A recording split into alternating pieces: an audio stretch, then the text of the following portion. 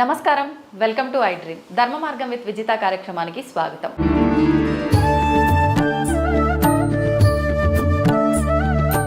మనకు అతి త్వరలో ఉగాది రాబోతోంది. ఉగాది అనగానే మనందరికీ కూడా నూతన సంవత్సరం. మన హిందువులందరికీ ఎన్నో గొప్ప గొప్ప పండుగలు అనేవి ఉన్నాయి. అసలు ప్రత్యేకించి ఈ ఉగాది వెనకాల ఎటువంటి ఆంతర్యం ఉంది, మనం ఉగాది ఎందుకు జరుపుకోవాలి, కొత్త సంవత్సరంగా ఎందుకు భావించాలి, ఇలాంటి మరిన్ని విషయాలు ఇప్పుడు గురుగారితో మాట్లాడి తెలుసుకునే ప్రయత్నం చేద్దాం. ప్రస్తుతం మనతో పాటు ఉన్నారు ప్రముఖ ఆధ్యాత్మికవేత్త, ప్రవచనకర్త, ఋగ్వేద పండితులు సంతోష్ కుమార్ గణపాటి గారు మనతో పాటు ఉన్నారు. ఇప్పుడు వారితో మాట్లాడి మరిన్ని విషయాలు తెలుసుకుందాం. నమస్కారం అండి. మంగళం మాతండి. ఎలా ఉన్నారండి? బాగున్నానమ్మా, మీరు బాగున్నారా? చాలా బాగున్నాను, సంతోషం. నిజంగా మీ ద్వారా నేను పెద్ద ఆయన్ని గణపతి సచ్చిదానంద స్వామి వారిని ఇంటర్వ్యూ చేయడము, అదంతా కూడా సక్సెస్ అవ్వడము నిజంగా చాలా ఆనందంగా ఉంది. నాకు కూడా చాలా మంది అప్రిషియేషన్స్ ఇవ్వడం జరిగింది వాటి వల్ల. అంతా మీ వల్లే. చాలా సంతోషం. అంటే వారి అనుగ్రహం అండి. నేను అడిగాను, స్వామీజీ మీరు ఇస్తే బాగుంటుందని, కానీ వారు ఇవ్వాలని లేదు, కానీ వారికి ఇవ్వాలనిపించింది. అందువల్ల అది వారి అనుగ్రహం, వారి యొక్క ఉదార భావం అండి. ఎందుకంటే పెద్ద పెద్ద ఛానళ్ళ వాళ్ళు వచ్చినా ఒక్కొక్కసారి వారు ఎవరు, వారికి మనస్సు కంటే యోగులకి మనస్సు మనం అంచనా వేయలేం కదండి. కానీ అవాళ మీకు ఇస్తానని వెంటనే చెప్పారు, ఇచ్చారు. మీ అదృష్టం, మీ పుణ్యం, ఆయన గొప్పదనం. సమయం కూడా అర్ధగంట అన్నది ఆ అసలు దగ్గరలో వెళ్ళిపోయింది. నిజంగా చాలా ఆనందం. అది మీ అదృష్టమే నిజంగా. నాకు అది ముందుగా మీకు నూతన సంవత్సర ఉగాది శుభాకాంక్షలు అండి. తప్పకుండానండి, మీకు కూడా విశ్వావసనామ సంవత్సర ఉగాది శుభాకాంక్షలు. థ్యాంక్ యూ అండి, థ్యాంక్ యూ. అయితే మనం మాట్లాడుకోబోయే టాపిక్ కూడా ఉగాది గురించి. మీరు అన్నట్టుగా శ్రీ విశ్వవసునామ సంవత్సరంలో అడుగు పెట్టబోతున్నాం. క్రోధీనామ సంవత్సరంలో నుంచి ఎలా ఉండబోతోంది ఈ విశ్వవసునామ సంవత్సరం అంతా కూడా? మనకండి ఇప్పుడు నడుస్తున్న సంవత్సరం క్రోధినామ సంవత్సరం, రాబోయేది విశ్వావసునామ సంవత్సరం. మన కిందటి సంవత్సరం పంచాంగ శ్రవణంలో చెప్పుకున్నాం, క్రోధి పేరులోనే క్రోధం ఉందండి. దానికి తగ్గట్లుగానే ఇంటింటా గొడవలు. అప్పుడు మనం పంచాంగ శ్రవణంలో చెప్పామండి, భార్యాభర్తల మధ్య గొడవ, తల్లి తండ్రుల మధ్య గొడవ, తల్లి బిడ్డల మధ్య గొడవ, అన్నదమ్ముల మధ్య గొడవ, అన్ని చోట్ల కూడా క్రోధాలు, పగలు, ప్రతీకారాలు, అనవసర వాగ్వాదాలు ఇవన్నీ ఉంటాయి, అపార్థాలు ఇవన్నీ ఉంటాయి అని మనం చెప్పుకున్నాం. క్రోధినామ సంవత్సరం అంతర్జాతీయంగా కూడా మనం చూస్తే దేశాల మధ్య యుద్ధాలు, దేశాధ్యక్షుల మధ్య కూడా సంభాషణ క్రోధాత్మకంగా జరగడం ఇవన్నీ మనం చూసాం. రాబోయే సంవత్సరం అండి మంచి శుభవార్త చెప్పబోతున్నాను నేను. విశ్వావసు అన్నారు. ఈ విశ్వావసు అనే పేరు గంధర్వుడి పేరు. ఏకాదశ గంధర్వగణాలు అని ఉంటారండి, 11 గంధర్వగణాలు. అందులో విశ్వావసు గంధర్వుడు ఒక ఆయన. గంధర్వుడు సహజంగానే మీకు గంధర్వులు అని అంటే వాళ్ళు ప్రేమకారకులు. విశ్వావసు గంధర్వుడు మరొక ప్రతీక ఏమిటంటే, మీకు ఇందాకే చెప్పాను, మొన్ననే పెళ్లి చేసుకున్నారు అని చెప్పేసి. నూతన దంపతులు ఎవరైతే ఉంటారో వివాహ మండపంలో ఈ విశ్వావసు గంధర్వుడిని ఆవాహన చేస్తారు. ఎవరి వివాహం, ఎవరి పెళ్ళైనా సరే ఆవాహన చేసి పూజ చేస్తారు. ఎందుకు? ఈ దంపతుల మధ్య ప్రేమను పుట్టించి పెంచే బాధ్యత ఆయన. చాలా పెద్ద బాధ్యత, చాలా పెద్ద బాధ్యత. వీళ్ళకి పెళ్ళి అయిపోయిన తర్వాత ఒక 3-4 రోజులు జరగవలసినవి జరిగిపోయిన తర్వాత, ఇంకా నీ పని పూర్తయింది నాయన, నువ్వు బయలుదేరు, వేరొక కొత్త జంటను నువ్వు చూసుకో అని వేదమంత్రంలోనే స్వయంగా చెప్పి ఉద్వాసన చేస్తాం. ఆ విధంగా ఈ విశ్వావసు గంధర్వుడు అనేటటువంటి ఆయన దంపతుల మధ్యనే ప్రేమను పుట్టిస్తాడు అని అంటే కనుక సాధారణ వ్యక్తుల మధ్య మరింతగా పుట్టిస్తాడని చెప్పుకోవాలి. ఎందుకు అనంటే ఇంటింటా కూడా మాట మాట అనుకుంటూ ఉంటారు, గొడవలు అవుతూ ఉంటాయి, భార్యాభర్త మళ్ళీ కలిసిపోతూ ఉంటారు. అలాంటి వాళ్ళనే కలపగలిగే శక్తి ఆయనకి. అలాంటిది ఇంకా లోకంలో ఆయన శక్తి ఎలా చూపిస్తాడో చూడండి. కావున మొట్టమొదటి విషయం నేను అనుకోవడం, ఈ విశ్వావసునామ సంవత్సరం ప్రజల మధ్య ప్రేమాభిమానాలు పెంచేదిగా ఉంటుంది, దేశాల మధ్య మైత్రి పెంచేదిగా ఉంటుంది అని నేను భావిస్తూ ఉన్నానండి. ఆ విధంగా విశ్వావసు సంవత్సరం అనేది శుభప్రదంగా మనకు అనిపిస్తూ ఉన్నది. అంతేకాదు విశ్వావసు అనే పేరు విష్ణు దేవతా వాచకం. దేవతల్లో ఏ విధంగా అయితే పరమశివుడు మంగళప్రదుడో అదేవిధంగా మహావిష్ణువు మంగళప్రదుడు అండి. శుభకారకుడు, శుభాలను ఇస్తాడు ఆయన. ఆయన పేరు ఈ యొక్క సంవత్సరానికి ఉంది నేరుగా. కావున మహావిష్ణు నామవాచకం అయినటువంటి సంవత్సరం పేరు ఈ యొక్క సంవత్సరానికి ఉన్నది. కావున అన్ని రకాలుగా మనకు శుభాలు కనిపిస్తున్నాయి. మరొక మాట చెబుతాను నేను మీకు. విశ్వావసునామ సంవత్సర ఫలం చెబుతూ సర్వత్ర జాయతే క్షేమం అన్నారు. సర్వత్ర అన్ని చోట్ల కూడా జాయతే క్షేమం, క్షేమం వర్ధిల్లుతుంది, అభివృద్ధి చెందుతుంది, పుడుతుంది, అంటే అందరికీ క్షేమం కలుగుతుంది అని సంవత్సర ఫలంలో మనకు కనిపిస్తోంది. సర్వశస్య మహార్ఘత అన్నారు. శస్యం అంటే పంటలండి. పాడి పంటలన్నీ కూడా మంచి లాభాల్లో ఉంటాయి, దిగుబడులు బాగుంటాయి, పాపం రైతులు సంతోషపడతారు. సర్వశస్య మహార్ఘత.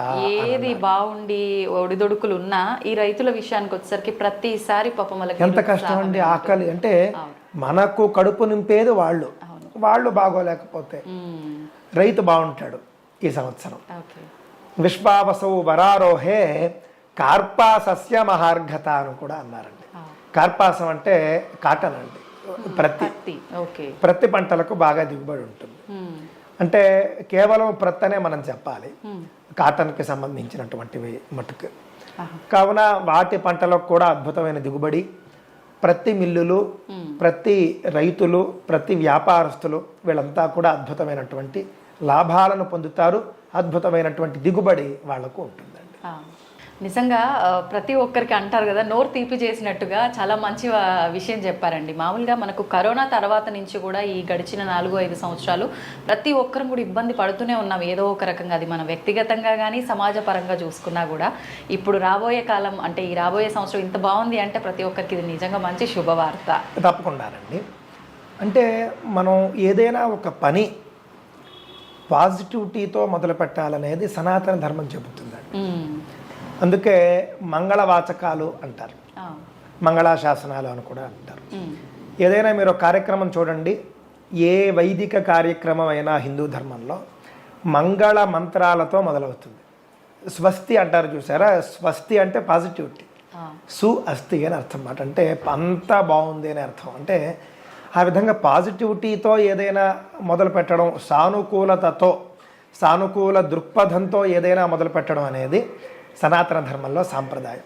ఆ విధంగా ఏ కార్యక్రమం అయినా సనాతన ధర్మంలో సానుకూల దృక్పథంతో మొదలు పెట్టడం అనేది మన ఆచారం అండి, వైదిక ఆచారం. ఇది కూడా అదే విధంగా ఉండాలనే అభిప్రాయంతో కొత్త సంవత్సరాన్ని మనం పూర్తిగా సానుకూలమైనటువంటి హృదయంతో మొదలు పెట్టాలి అని చెబుతున్నాను. అసలు అంటే మన హిందువులందరికీ కూడా ఉన్న ప్రతి పండగ కూడా దేనికది చాలా ప్రత్యేకమైనది, చాలా పవిత్రమైనది. ప్రతి దాని వెనకాల ఒక రీజన్ అనేది దాగి ఉంది. నిజంగా ఏదో ఒక ఆంతర్యం, దానివల్లే మనం ఇది జరుపుకుంటున్నామని. ఇప్పుడు ఎగ్జాంపుల్కి తీసుకుంటే ఉగాది అయినా దసరా అయినా కూడా దానికి ఒక రీజన్ ఉంది. దాని తర్వాత వచ్చిన ఫలితాన్ని బట్టి మనం చేసుకున్నాం. అసలు ఉగాది ఎందుకు జరుపుకుంటున్నామండి? ఉగాది నాడు అంటే ఉగాది అని మనం అంటామండి.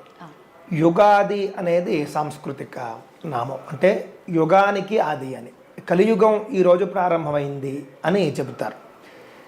ఇంకా ముఖ్యమైనటువంటి అంశం ఏమిటంటే బ్రహ్మదేవుడు ఈ యొక్క కల్పారంభంలో సృష్టి ప్రారంభించింది చైత్ర శుద్ధ పాడ్యమి నాడు అని శాస్త్రాలు చెబుతున్నాయి. ఇప్పుడు మనం శ్వేతవరాహ కల్పంలో ఉన్నామండి. ప్రతి కల్పంలోనూ కూడా సృష్టి మళ్ళీ పునఃప్రారంభిస్తారు. కల్పాంతమునందు అంతా నశిస్తుంది, మళ్ళీ కల్పాది యందు మళ్ళీ అంతా కూడా ప్రారంభమవుతుంది. కల్పం అంటే ఎంతకాలం అండి? ఉదాహరణకు మనం చూసుకున్నాం అనుకోండి, ఒక సంవత్సరంతో మొదలుపెట్టి మనం కల్పం దాకా వెళ్ళాము అంటే దాదాపుగా కొన్ని 100 కోట్ల సంవత్సరాలు కల్పం అనేటటువంటిది వస్తుందండి. 432 కోట్ల సంవత్సరాలు అనుకుంటున్నాను. ఆ విధంగా ఒక కల్పం, ఆ కల్పం ఆది మరియు అంతము ఉంటాయి. దానికి మొత్తం సృష్టి నశించడము, మొత్తం సృష్టి ప్రారంభం అవ్వడం అనేది కల్పంలో జరుగుతుంది. ఆ విధంగా ఇప్పుడు నడుస్తూ ఉన్నటువంటి ఏదైతే శ్వేతవరాహ కల్పం ఉందో, ఈ శ్వేతవరాహ కల్పం ఆది అంటే ఈ శ్వేతవరాహ కల్పాన్ని, ఈ శ్వేతవరాహ కల్పంలో సృష్టి ప్రారంభించింది బ్రహ్మదేవుడు చైత్ర శుద్ధ పాడ్యమి నాడు. అందువల్ల మనం ఈ రోజున పండుగ చేసుకుంటాం. మనకు సంవత్సరం కూడా ప్రారంభమైందండి. దీనినే ఉగాది అని కూడా అంటారు. ఉగము అని అంటేనండి నక్షత్రం. ఉగాది అని అంటే తప్పని కాదు, యుగాది అని మనం అంటాము. యుగానికి ఆది అని చెప్పేసి, ఎందుకంటే కల్పాది అంటే ఎలాగో అది ఖచ్చితంగా యుగాది కూడా అవుతుంది. ఉగాది అనే పదం కూడా సిద్ధిస్తుందండి. ఉగము అంటే నక్షత్రం, నేను ఇందాక చెప్పినట్లుగా. చాంద్రమానం అనేటటువంటిది నక్షత్రాల ఆధారంగా ఉంటుంది. మీకు తెలుసు, చిత్రా నక్షత్రంలో చంద్రుడు ఏ పౌర్ణమి నాడు ఉంటాడో అది చైత్రమాసం. విశాఖ నక్షత్రంలో పౌర్ణమి నాడు చంద్రుడు ఎప్పుడైతే ఉంటాడో అది వైశాఖ మాసం. ఈ విధంగా మనం చూసుకున్నప్పుడు సంవత్సరంలో చంద్రుడు పౌర్ణమి నాడు చిత్రా నక్షత్రంలో ఉండడంతో ప్రారంభమవుతోంది కాబట్టి ఉగాది అని కూడా మనకు చైత్రమాసం అంటే చిత్రా నక్షత్ర వాచకమైనటువంటి మాసం ప్రారంభం. ఆ విధంగా ఉగాది కూడా సిద్ధిస్తూ ఉన్నదండి. ఈ యొక్క పండుగ మనం చేసుకోవడం కారణం మాత్రం ఇది బ్రహ్మదేవుడు సృష్టి ప్రారంభించిన రోజు. ఏం చేయాలండి ఆ రోజున మనందరం కూడా? అసలు ఎటువంటి విధానాన్ని ఆచరించాలి? చక్కగా రండి, మన సనాతన ధర్మంలో ఏ పండుగ అయినా కూడా మంచి శాస్త్రీయమైనటువంటి పద్ధతులు చెబుతుంది. తైతక్కల అడ్డాలు, తాగడాలు, తందనాల అడ్డాలు, ఏమండి రోడ్డు మీద పడిపోవడాలు, అర్ధరాత్రి వెళ్ళి మిత్రులో బంధువులో లేపుకుని తీసుకురావడాలు, ఇవేమీ ఉండవు. ప్రతి అంశము కూడా అద్భుతంగా ఉంటుంది. మొట్టమొదట చెబుతున్నారు బ్రాహ్మే ముహూర్తే ఉత్థాయ అన్నారు.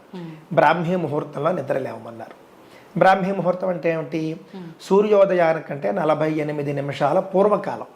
6 గంటలకు సూర్యోదయం అనుకోండి, 5:20కి ముందండి, 5:12, 5 గంటల 12 నిమిషాల కంటే ముందు బ్రాహ్మీ ముహూర్తం. అంటే దాదాపుగా 4:20 నుండి 5:12 వరకు బ్రాహ్మీ ముహూర్తంలో నిద్ర లేవాలి. లేచిన తర్వాత దంతధావనం చేయమన్నారు. ఇదేమిటండి పళ్ళు తోకోమని కూడా శాస్త్రం చెబుతుందా అని అంటే కనుక చెప్పలేదు అనుకోండి, చెప్పలేదు కాబట్టి మానేస్తా. ఇది ఇందుకని అన్నీ చెబుతుంది అన్నమాట, శాస్త్రం అన్నీ చెబుతుంది. చెప్పకపోతే మానేస్తారనే ఉద్దేశంతో కావున దంతధావన పూర్వకం అన్నారు. ఆ తర్వాత కాలకృత్యములు తీర్చుకోవడం, అదే మన మలమూత్ర విసర్జనలు అన్నీ కూడా కాలకృత్యాలు తీర్చుకోవడం. ఆ తర్వాత ఒళ్ళంతా కూడా నువ్వుల నూనెతో మర్దన చేసుకుని నలుగు పిండితో చక్కగా అభ్యంగ స్నానం చేయమని చెప్పారు. ఈ అభ్యంగ స్నానం అంటే ఏమిటంటే నా అభిప్రాయం ప్రకారం అంటే బాగా స్నానం చేయడం ఇంకేం కాదు. ఇప్పుడు ఉదాహరణకి మామూలుగా మీరు 4 చెంబులు నీళ్లు పోసుకుని వచ్చారనుకోండి, మామూలు స్నానం. అలా కాకుండా చక్కగా మీరు మంచి మైసూర్ శాండల్ సబ్బుతో మీరు స్నానం చేశారనుకోండి, మైసూర్ శాండల్లో కూడా ఒక పెద్ద సబ్బు ఉంటుంది అన్నమాట అండి, ప్రీమియర్ సోప్ అంటారు. అలాంటి దాంతో స్నానం చేస్తే అది ఒక స్పెషల్ బాత్ లాంటిది. ఆ విధంగా అభ్యంగ స్నానం అంటే నువ్వుల నూనెతో ఒళ్ళంతా మర్దన చేసుకుని చక్కగాను ఆ తరువాత మంచి సున్ని పిండితో ఒళ్ళంతా కూడా నలుగు పెట్టుకుని స్నానం చేయడం, వేడి నీటితో స్నానం చేయడం, ఇది చేయమన్నారు. ఆ తర్వాత కొత్త బట్టలు ధరించమన్నారు. ఉదయాన్నే అంటే స్నానం అవ్వగానే. అంటే చాలా మంది ఆలయానికి వెళ్ళేటప్పుడు మాత్రమే ఇంట్లో ఉన్నంతసేపు మామూలు లేదు, స్నానం అవ్వగానే కొత్త బట్టలు ధరించాలి. ఎందుకు కొత్త బట్టలు ధరించమంటున్నారో కూడా చెప్పాలి. కొత్త బట్ట అనేది శుభప్రదం, మంగళప్రదం, అందుకని కొత్త బట్ట ధరించమంటారు. అందుకే కొన్ని కార్యక్రమాలు ఉంటాయి సనాతన ధర్మంలో. అంటే ఎవరైనా మరణించినప్పుడు చేసేటటువంటి ఉత్తర క్రియలు లేకపోతే ఆబ్దికాలు ఇవి ఉంటాయి చూసారా, అవి కొత్త బట్టలు ధరించి చేయకూడదు, చెయ్యరు. ఎందుకు అనంటే ఈ మంగళం అక్కడ కూడదు. కావున కొత్త బట్టలు మనం ధరించాము అనంటే శుభప్రదం. ఇందాక నేను చెప్పినట్లుగా పాజిటివిటీకి మొదటి మెట్టు. కావున అండి కొత్త బట్టలు ధరించడం అనేటటువంటిది లగ్జరీ కాదు, మనకి శుభప్రదమైనటువంటి ఫలితాన్ని ఇస్తుంది. కొత్త బట్టలు ధరించాలి. ఆ తర్వాత ఏం చేయాలి? ఎవరి సాంప్రదాయాన్ని బట్టి వారు బొట్టు పెట్టుకోవడం ఉంటుంది. అడ్డబొట్టు పెట్టుకునేవారు, నిలువు బొట్టు పెట్టుకునేవారు, వాళ్ళ ఇళ్ల సాంప్రదాయాన్ని బట్టి ఆడవారు కుంకుమ పెట్టుకోవడం అన్నీ కూడా చేయాలండి. ఆ తర్వాత ఏం చేయమన్నారు? చాలా తక్కువ మంది చెబుతారండి. మన హిందువులు కూడా చేయడం మానేశారు, అసలు లోపించిపోయింది. కొత్త సంవత్సరం ప్రారంభమవుతోంది అని చెప్పేసి చాటి చెప్పుతూ సంబరంగా ఉత్సవంగా జెండా ఎగరవేయమని చెప్పారు. ధ్వజారోహణం ఉంటుంది, ఇంటింటి యందు కూడా జెండా ఎగరవేయాలి. మనం ఆగస్టు 15కి జెండా వందనం చేస్తాం, కానీ ఉగాది రోజున ఎవరు చేయం. కానీ చక్కగా ఒక కాషాయ జెండా తెచ్చుకుని ఇంటి మీద కొత్త సంవత్సరం ప్రారంభమవుతోంది అని ఉగాది సందర్భంగా జెండాను ఎగురవేయాలి. ఇది కూడా ఉగాది నియమాల్లో ఒకటి, ఉగాది రోజు చేయవలసింది. ఆ తరువాత ముఖ్యమైనది మనమంతా కూడా ఎంతో ఇష్టంగా చేసేది ఏమిటి అనంటే ఉగాది పచ్చడి తినడం అనేది. ఉగాది పచ్చడిలో కూడా చాలా అంతరార్థం ఉంటుందండి. ముఖ్యంగా చెప్పింది వేప పువ్వు తినాలి అని చెప్పారు ఆ రోజున. వేప పువ్వు అనంటే కూడా వేప పువ్వులో కూడా మళ్ళీ అందులో ఇంకొక ఆదేశం ఉంది. ఏంటండి? పూర్తిగా విచ్చుకున్నటువంటిదని కాదు, వేప చిగురు తినమన్నారు. వేప చిగురు తినాలి. వేప చిగురు చేదుగా ఉంటుంది కావున అది ఒక్కటి తినలేరు. అది మాత్రమే కాదు, కొంతమంది శాస్త్రకారులు ఏం చేశారంటే వేప పువ్వుతో పాటు కొంత తీపి అవన్నీ కూడా జోడించుకోమని చెప్పారు. ఆ విధంగా మనకు సాంప్రదాయంలో 6 రుచులతోనూ కలిసినటువంటి ఒక ఉగాది పచ్చడి వచ్చింది. పులుపు, తీపి ఇవన్నీ చేర్చుకోమని మనకి శాస్త్రంలో ఉంది. కానీ ముఖ్యంగా వేప పువ్వు తినడం. ఎందుకు వేప పువ్వు ఎందుకు తినాలి? మీ అందరికీ తెలుసు, వేప పువ్వు అనేది యాంటీబయాటిక్గా మీకు బాగా పనిచేస్తుంది. మీరు చూడండి, నేను చాలా చోట్ల చూశానండి, ఎండలు బాగా ఉండేటటువంటి ప్రదేశాల్లో అన్ని చెట్లు ఎండిపోయి ఉంటాయి, వేప చెట్టు మాత్రం పచ్చగా ఉంటుంది. అంటే అంతటి వేడిని తట్టుకోగలిగే శక్తి వేపాకులకు ఉంటుంది. మీరు రాయలసీమ వెళ్ళండి, రాయలసీమ అటు సైడు ఎండలు విపరీతంగా ఉంటాయి. అక్కడ మనం ఒక్కసారి అలా చూసామనుకోండి, అన్ని చెట్లు ఎండిపోయి ఉంటాయి, వేప చెట్టు మాత్రం పచ్చగా ఉంటుంది. అంటే వేప చెట్టు ఎంత వేడినైనా తట్టుకుంటుంది. ఎండాకాలం ప్రారంభమవుతుంది కాబట్టి మానవ శరీరం కూడా ఆ వేడిని తట్టుకునే శక్తిని సంపాదించుకోవాలి అంటే కనుక వేప పువ్వు తీసుకోవాలి. అంతేనా ఏమిటండి, ఒకరోజు వేప పువ్వు తింటే మొత్తం 4 మాసాలు అయిపోతుందా అని అంటే కనుక అలా కాదు. ఆ వేప పువ్వు తినడం అనే అలవాటు ఉంటే కనుక వేప చెట్లు పెంచుతాం మనం. వేప చెట్లు పెంచడం అనేటటువంటి అలవాటు ఉంటే కనుక వేప చెట్టు, వేపాకు ఇదంతా మన జీవన విధానంలో భాగం అయిపోతుంది. ఆ విధంగా వేపను మన జీవితంలో భాగం చేశారు. ఆ విధంగా వేప పువ్వుతో కూడినటువంటి ఉగాది పచ్చడిని మనం తినాలి. అయిపోయిన తర్వాత ఏం చేయాలి? బంధువులు వస్తారు, చక్కగా అంతా మనం చేసుకుంటాం. ఇంకొక ముఖ్యమైనది ఉందండి, ప్రపాదానము అనేది ఉగాది రోజునే మొదలు పెట్టాలి. అంటే దానాలకి ప్రపాదానం అని అంటే ఏమిటంటే, ప్రపా అనంటే పానీయశాల అన్నారు. అంటే ఏమిటి? చలివేంద్రం. మనమంతా చలివేంద్రాలను చూస్తూ ఉంటాం, మీకు తెలిసి ఉండే ఉంటుంది. పందిళ్ళు వేస్తారు, పందిళ్ళు వేసి కొండలతో నీళ్లు పెట్టి చక్కగా రోడ్లకు అటు ఇటు కూడా చాలామంది స్వచ్ఛందంగా ఉచితంగా పంచిపెడుతూ ఉంటారు నీళ్లు. బాటసార్లు అందరూ కూడా వచ్చేటటువంటి వాళ్ళు అక్కడికి వెళ్ళి తాగుతారు. నీళ్లు వ్యాపారం కాని రోజులవి. నేడు నీళ్లు వ్యాపారం అయిపోయాయి. నాటి రోజుల్లోనే అలా చేయడం అనేది పుణ్యం అని అంటే, నేటి రోజుల్లో మహాపుణ్యం. డబ్బులు ఇస్తేనే కానీ నీళ్లు దొరకని చోట నువ్వు ఉచితంగా చలివేంద్రం పెట్టి నువ్వు కనుక నీళ్లు ఇస్తూ ఉన్నావు అని అంటే నీకు వచ్చేటటువంటి పుణ్యం చెప్పాలండి. అందుకని ఉగాది నాడు ప్రపాదానము అని చెప్పారు. ప్రప అంటే పానీయశాల, పానీయశాల అంటే చలివేంద్రం. దానికి శ్లోకం చెబుతూ ఉన్నారు, ప్రపేయం సర్వసామాన్య భూతేభ్య ప్రతిపాదిత అన్నారు. ఈ యొక్క చలివేంద్రాన్ని నేను పెట్టడం ద్వారా భూతేభ్య, కేవలం మనుషులు తాగడం కోసం పెట్టడం లేదు, అన్ని భూతముల కోసము, అన్ని ప్రాణుల కోసము పెడుతున్నాను. మనం చూసుకుంటే కనుక ఈ యొక్క వసంత ఋతువుతోనే మనకు ఎండలు మొదలైపోతాయి. పక్షులు, జంతువులు, కోతులు, ఆవులు, గేదెలు, మేకలు వీటన్నిటికీ దాహం వేస్తూ ఉంటుంది. కావున చలివేంద్రం లోపల కుండల్లో మనుషులు తాగడానికి నీళ్లు అవి ఏర్పాటు చేసి, చలివేంద్రం బయట ఒక గోలెం లాంటి దాంట్లో జంతువులకు, పక్షులకు కూడా నీటిని ఏర్పాటు చేయమన్నారు. ఈ విధంగా ప్రపాదానము అనేది ఉగాదితో మొదలుపెట్టి 4 మాసాల వరకు చేయమన్నారు.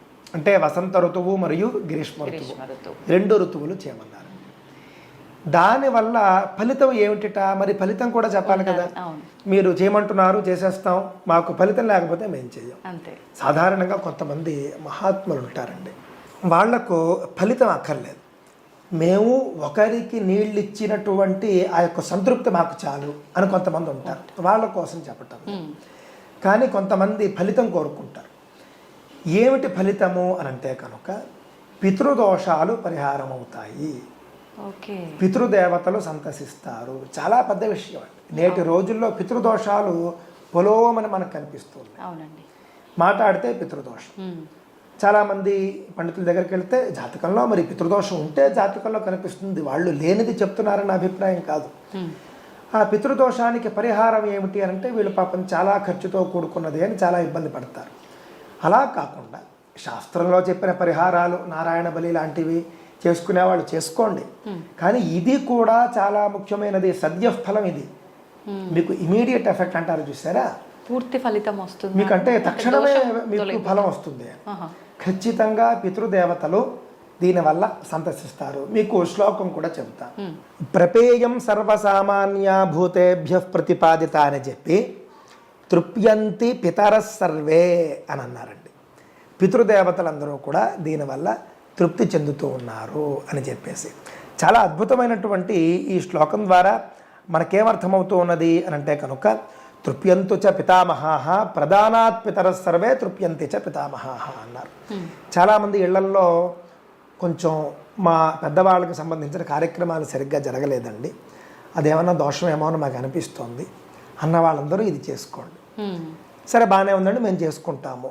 కానీ చలివేంద్రం అనేది ఖర్చుతో కూడుకున్నది కదండి. ఒక పందిరి వేయించాలి, పందిరిలో అన్ని ఏర్పాట్లు చేయాలి, దాన్ని నిర్వహించడానికి మనుషుల్ని పెట్టాలి, అర్థబలం ఉండాలి, అంగబలం ఉండాలి.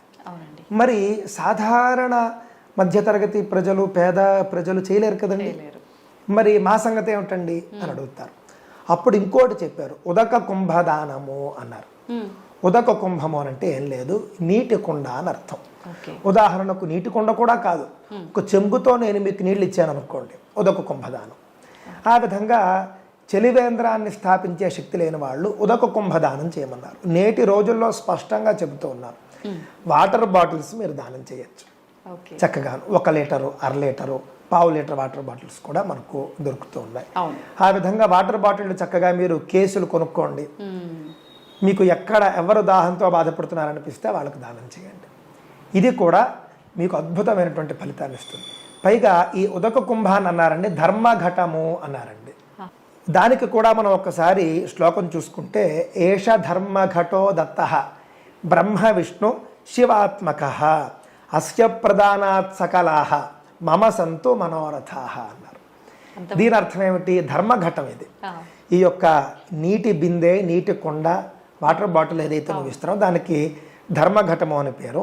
అది ఇవ్వడం ద్వారా ఆ ధర్మఘటం అట అందులోని బ్రహ్మ విష్ణువు శివుడు ఉంటారని చెబుతున్నారు.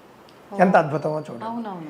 నిజంగా ఉంటారు దాంట్లో, మనం ఏదో చెబుతున్నారు కబుర్లు అనుకోకూడదు. అది ఇవ్వడం ద్వారా మన కోరికలు తీరుతాయని చెబుతూ ఉన్నారు. మమ సంతో మనోరథాః. కావున అది చేయలేని వాళ్ళు ఇదైనా చేయండి, ఒక్కరోజైనా చేయండి. 15 రూపాయలు 20 రూపాయల బాటిల్ ఉంటుంది, ఒక్కసారైనా దానం చేయండి శక్తి ఉన్నవాళ్ళు. రోజు చేస్తే మరీ మంచిది. ఇది మనకు ఉగాది నాడు చేయవలసినటువంటి కార్యక్రమాలండి. అందరికీ అందుబాటుగా ఉండేటట్టు అన్ని అవకాశాలు కూడా మన సనాతన ధర్మంలో పెద్దవాళ్ళు కల్పించారు. నిజంగా ఒక దానం చేయమన్నారంటే అరే మాకు స్తోమత లేదు, మాకే పరిస్థితి బాగాలేదు, ఎలా దానం చెయ్యాలి, అటువంటి వారికి నిజంగా అన్ని రకాల ఆప్షన్స్ ఉన్నాయి. అవునండి, సంతోషం అండి. మీకు చివరగా ఉగాది గురించి ఉగాది పచ్చడి తింటూ చెప్పవలసినటువంటి శ్లోకం ఏమిటి చెబుతాను. ఉగాది పచ్చడి తీసుకుంటూ చెప్పవలసినటువంటి శ్లోకం ఏమిటంటే, శతాయుర్వజ్రదేహాయ సర్వసంపత్కరాయ చ సర్వారిష్ట వినాశాయ నింబ కంబళ భక్షణం, నింబ కందళ భక్షణం అన్నారండి. ఏమిటి అని అంటే కనుక, శతాయు ఈ పచ్చడి తినడం ద్వారా 100 ఏళ్ల ఆయుష్ కలుగుతుంది అని, వజ్రదేహం వంటి శరీరం వస్తుంది అని, సర్వ సంపత్తులు మనకు కలుగుతాయని, అదేవిధంగా సర్వారిష్టములు కూడా నివారమవుతాయి అని చెప్పబడుతున్నది. నింబ కందళ భక్షణం అని చెప్పడం జరిగింది. నింబ అంటే వేప, కందళము అంటే చిగురు, దాన్ని తినమని చెప్పారన్నమాట. ఈ శ్లోకాన్ని చెబుతూ ఉగాది పచ్చడి తీసుకోవడం అనేది సాంప్రదాయం. ఆ తరువాత ఉగాది నాడు ఖచ్చితంగా చేయవలసినటువంటిది మరొకటి చెబుతూ ఉన్నారు. అదే పంచాంగ శ్రవణం అండి. మొత్తం సంవత్సరం ఏ విధంగా ఉండబోతోంది, సంవత్సర ఫలితం ఎలా ఉంటుంది, మంచి చెడు, ఆదాయ వ్యయాలు, రాజపూజ్య అవమానాలు, ఇవన్నీ కూడా మనం ఈ రోజుల్లో 360 రోజులు వింటున్నామండి. కానీ ఉగాది రోజున సంవత్సరానికి తగిన ఫలం వినమని శాస్త్రం చెబుతూ ఉన్నది. ఆ విధంగా మనం పంచాంగ శ్రవణంతో ఈ పండుగ కొనసాగుతూ బంధువులందరూ వస్తారు, పిండి వంటలు అవన్నీ కూడా వండుకుంటాము, ఆనందంగా గడుపుతామండి. ఇది ఉగాది చేసుకోవలసినటువంటి విధానం. నిజంగా చాలా చక్కగా వివరించారండి. ప్రతి ఒక్క విషయం కూడా అంటే మన శాస్త్రాల్లో ఏముంది, పురాణాల్లో ఏముంది అనేది ఇప్పుడు మనందరం కూడా మిస్ అవుతున్నాం, దాన్ని వదిలేస్తున్నామనే చెప్పాలి. ఏదైనా పండగ అనంటే కొత్త బట్టలు వేసుకున్నామా, ఆలయానికి వెళ్ళొచ్చినామా, నచ్చింది వండుకొని తిన్నామా, ఇంతవరకే. కానీ ఆచరించాల్సిన విధి విధానాలు చాలా చక్కగా వివరించారు. ఏం చేశాడు రాముడు? రావణాసురుడి తమ్ముడైనటువంటి విభీషణుడిని రాజుగా చేశాడు. రావణాసురుడి తమ్ముడు విభీషణుడికే పట్టాభిషేకం చేశాడు. ఎంత గొప్పదనం ఉండేది. అదే నేటి రోజుల్లో అంటే కలియుగ రాజులు అనుకోండి, చాలామంది మనం చూస్తూ ఉంటాం. అక్బరు మొదలైనటువంటి వాళ్ళంతా ఏం చేస్తారంటే మొత్తం పరివారాన్ని చంపేసి వీడే వెళ్ళి కూర్చుంటాడు అక్కడ. లక్ష్మణుడు రాముడితో అంటాడు, ఏమిటంటే ఎంత వైభవంగా ఉంది లంక, అంత సంపద, మొత్తం బంగారు నగరం, స్వర్ణమయ నగరం అని ఉంది, అంత సంపదతో కూడినటువంటి ఈ యొక్క రాజ్యం మనమే పాలిద్దాం అంటాడు, ఇక్కడే ఉండిపోదాం అంటాడు లక్ష్మణుడు అంటాడు. అన్నప్పుడు రాముడు చెబుతాడు, అపి స్వర్ణమయీ లంక నమే రోచతి లక్ష్మణ జననీ జన్మభూమిశ్చ స్వర్గాదపి గరీయసి అని అక్కడ రాముడు చెబుతాడు అన్నమాట. అది బంగారు నగరమే కావచ్చు, మొత్తం బంగారమే ఉండొచ్చు, మణులు మాణిక్యాలు అన్నీ ఉండవచ్చు, కానీ నా జన్మభూమి కంటే ఎక్కువ కాదు, నా కన్న తల్లి కంటే ఎక్కువ కాదు అని చెప్పేసి విభీషణుండే పట్టాభిషిక్తుడిని చేసి వచ్చేస్తారు. వీళ్ళంతా కూడా కమ్యూనిస్టు మేధావులు. చెగుబెరా అని మరొకడని యుద్ధం చేశాడు కానీ పవర్ తీసుకోలేదు అని చెప్పేసి అదే మనకు ఆదర్శం అని చెప్పి భారతీయుల మీద రుద్దుతూ ఉంటారు. రాముడు కంటే ఎవరు ఆదర్శం ఉంటారండి? రాముడు యుద్ధం చేసి గెలుచుకున్నాడు, ఆయనదే రాజ్యం, ఆయన కోరుకుంటే ఎవరు కాదంటారు. కానీ తృణప్రాయంగా ఇక్కడా త్యజించాడు, అక్కడా త్యజించాడు. మళ్ళీ భరతుడు శతధా కోరుకుంటే వెళ్ళాడు మళ్ళీ రాజ్యానికి, ఆయనకు అక్కర్లేదు, అయోధ్య ఆయన అసలు కోరుకోలేదు. మరి అప్పుడు వెళ్ళిపోమన్నవాడు మళ్ళీ ఎందుకు వచ్చాడు, ఎందుకు మళ్ళీ పట్టాభిషిక్తుడయ్యాడు అని అంటే భరతుడు ప్రాధేయపడ్డాడు. ఈయన వనవాసంలో ఉండగానే రావడం, నువ్వు రా అని చెప్పడం, నేను 14 ఏళ్ళు అయ్యేంత వరకు రానని చెప్పడం, రామ పాదుకలు తీసుకుని వెళ్ళి అక్కడ ఆయన సింహాసనం చేయడం, రాజ్యం చేయడం, ఇవన్నీ చూసి మళ్ళీ చివరి సందర్భంలో కూడా పుష్పక విమానంలో భరద్వాజాశ్రమంలో దిగి ఆంజనేయ స్వామిని పంపిస్తాడు భరతుడి వద్దకు. నువ్వు ఒక బ్రాహ్మణ వేషంలో వెళ్ళు, భరతుడి మనస్సు ఏమిటో తెలుసుకో. ఇంతటి గొప్పతనం ఎవరికి ఉంటుంది చెప్పండి? భరతుడు మనస్సు ఏమిటో తెలుసుకో. 14 ఏళ్ళుగా ఆయన రాజుగా ఉన్నాడు కదా, అంటే నా ప్రతినిధిగానే కావచ్చు, పాలిస్తున్నాడు, పవర్లో ఉన్నాడు. ఇప్పుడు నేను వచ్చేస్తున్నాను అని అంటే పవర్ వదులుకోవడానికి సిద్ధపడతాడో లేదో, ఆయన మనస్సు ఏమిటో తెలుసుకో. ఏమాత్రం భరతుడు అయ్యో నేనే పవర్లో ఉంటే బాగుంటుందేమో అనే అభిప్రాయం ఆయన కళ్ళల్లో కనిపించినా చెప్పు అని చెబుతాడు. మాటతో చెప్పక్కర్లేదు, మొత్తం బాడీ లాంగ్వేజ్ కూడా స్టడీ చేయి, మొత్తం హనుమంతుడికి చెప్పి పంపిస్తాడు. ఈయన బ్రాహ్మణ వేషంతో వెళుతాడు. అక్కడ ఒక పల్లెటూరు, ఆ పల్లెటూరు పేరు గుర్తు రావట్లేదు, శృంగభేరిపురం అనుకుంటారు. శృంగభేరిపురంలో ఉంటాడు భరతుడు. ఎలా ఉంటాడు? ఇక్కడ రాముడు ఏ విధంగా అయితే జటాజుటాలతో 14 ఏళ్ళు ఏమాత్రము కూడా కేశ సంస్కారం లేకుండా ఉంటాడో అదే విధంగా భరతుడు ఉంటాడు. శుష్కించిపోయి ఉంటాడు, అసలు రాజ్యంలోకి వెళ్ళడు, ఇక్కడి నుండే నడిపిస్తాడు. పూర్తిగా రామ రాక గురించి ఎదురు చూస్తూ ఉంటాడు. ఆంజనేయ స్వామి వెళ్ళి మొత్తం చూస్తాడు. చూసి భరతుడి యొక్క మనస్సు పూర్తిగా అర్థమైన తరువాత రామ రాక తెలిస్తే భరతుడు సంతోషపడతాడు అని చెప్పి అర్థం చేసుకున్నవాడే భరతుడు చెబుతాడు. అర్థం చేసుకున్నవాడే ఆంజనేయ స్వామి అప్పుడు చెబుతాడు, రామచంద్రుడు రాబోతూ ఉన్నాడు అని చెప్పేసి. ఆ మాట వినగానే మూర్చిపోతాడు భరతుడు, అంత ఆనందంలో. మళ్ళీ లేచి ఆంజనేయ స్వామికి అనేక కానుకలు ఇస్తాడు. మరి పవర్ చేతిలో ఉంది కదండి, అనేక కానుకలు ఇస్తాడు, చాలా అద్భుతమైన కానుకలు ఇస్తాడు. ఈయనకి అక్కర్లేదు కానుకలు, కానీ ఇస్తాడు.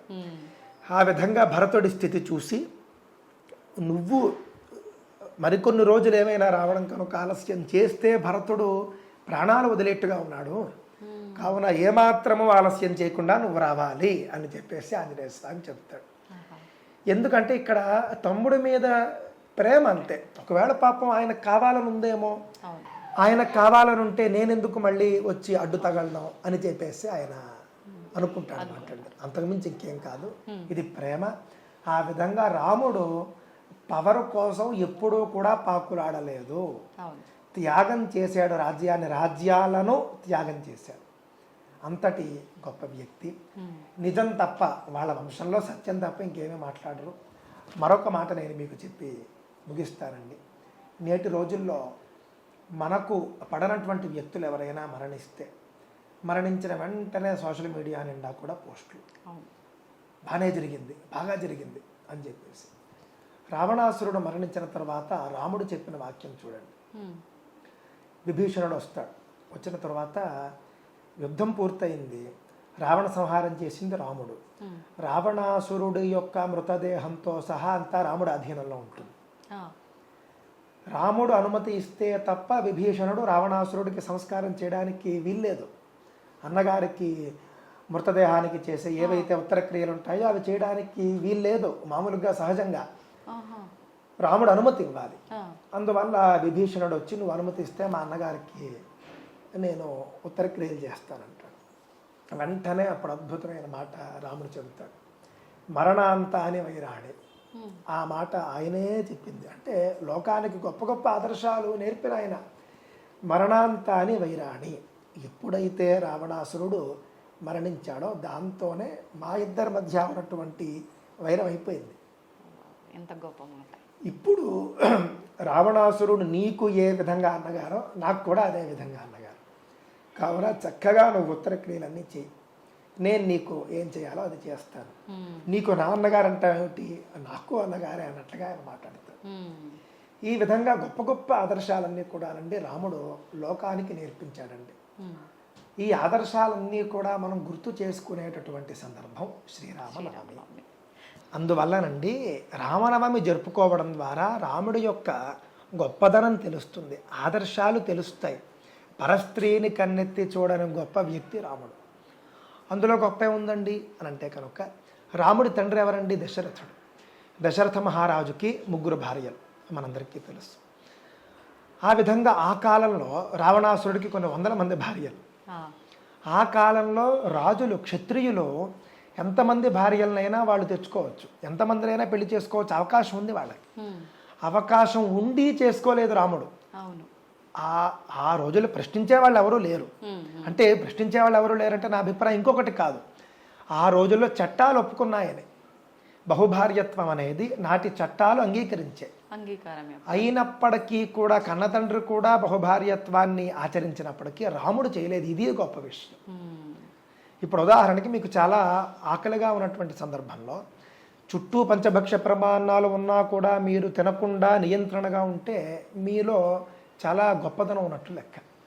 అదేవిధంగా చుట్టుపక్కల ఉన్న వాళ్ళంతా రాజులందరూ కూడా బహుభార్యత్వం, అయినా ఆయన ఏకపత్ని వ్రతాన్ని ఆచరించి చూపించాడు.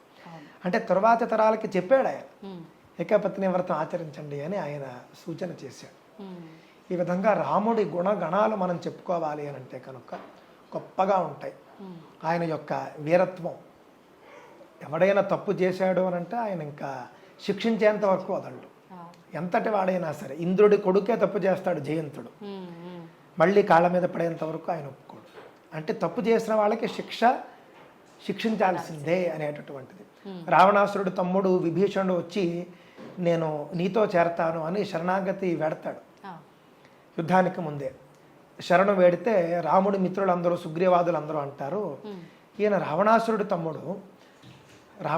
తమ్ముడిని మనం ఎలా నమ్ముతాము, ఏ వ్యూహంతో వచ్చాడో మనకు తెలియదు కదా అంటే, శరణు వేడిన వాడికి అభయం ఇవ్వడం అనేది నా యొక్క లక్షణం. అందరూ చెబుతారు, అందరూ వద్దంటారు, అయినా ఆయన మాత్రం అభయం ఇస్తాడు.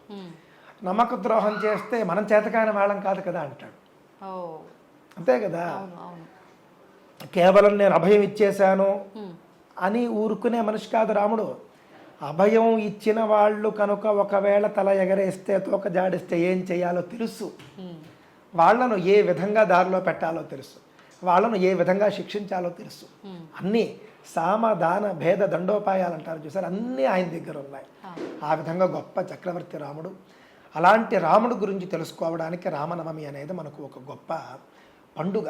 ఆ రోజున అనేక కార్యక్రమాలు చేస్తారు. రాముడిని పూజించాలి, రాముడికి హోమం చేస్తారు, కళ్యాణం చేస్తారు, పట్టాభిషేకం చేస్తారు. ఇవేవి చేయలేని వాళ్ళు ఏం చేయాలి అని అంటే కనుక రాముడి ప్రతిమ దానం చేయడం అనేది ఆ రోజున విధించారండి. రాముడి బొమ్మ దానం చేయవచ్చు. బంగారు ప్రతిమ దానం చేస్తారు కొంతమంది, వెండి ప్రతిమ దానం చేస్తారు, పంచలోహాలు, రాగి, ఇత్తడి, మీ ఇష్టం. ఆ విధంగా శ్రీరామనవమి నాడు రాముడి ప్రతిమ దానం చేయండి. పానకం తీసుకోవడం అనేది మనందరికీ తెలుసు, వడపప్పు పానకం. అది కూడా శ్రీరామనవమి నాడు మనమంతా కూడా తీసుకుంటాం. వాతావరణం బాగా వేడిగా ఉంటుంది, అందుకని చల్లదనం కోసం. ఇంకా అనేక కారణాలు కూడా దాంట్లో ఉంటాయి. ఆధ్యాత్మిక రహస్యాలు ఉంటాయి, ఆది భౌతిక రహస్యాలు కూడా ఉంటాయి. ఆ విధంగా వడపప్పు పానకం తీసుకోవడం శ్రీరామనవమి నాడు మనం చేయవలసినటువంటి ఒక గొప్ప ప్రక్రియ. ఈ విధంగా మనం శ్రీరామనవమి ఆచరించుకుందాం, అందరం కలిసి ఉందాం. శైవ వైష్ణవ భేదాలు వద్దు, స్మార్త వైష్ణవ భేదాలు వద్దు. అందరికీ కూడా రాముడి యందు, శివుడి యందు గౌరవం ఉంటుంది, ఉండాలి. పూజ్యత్వం ఉంటుంది, ఉండాలి, కొనసాగించాలి. ధన్యవాదాలండి, చాలా మంచి విషయాలు తెలియజేశారు. జై శ్రీరామ్. స్వస్తి. జై శ్రీ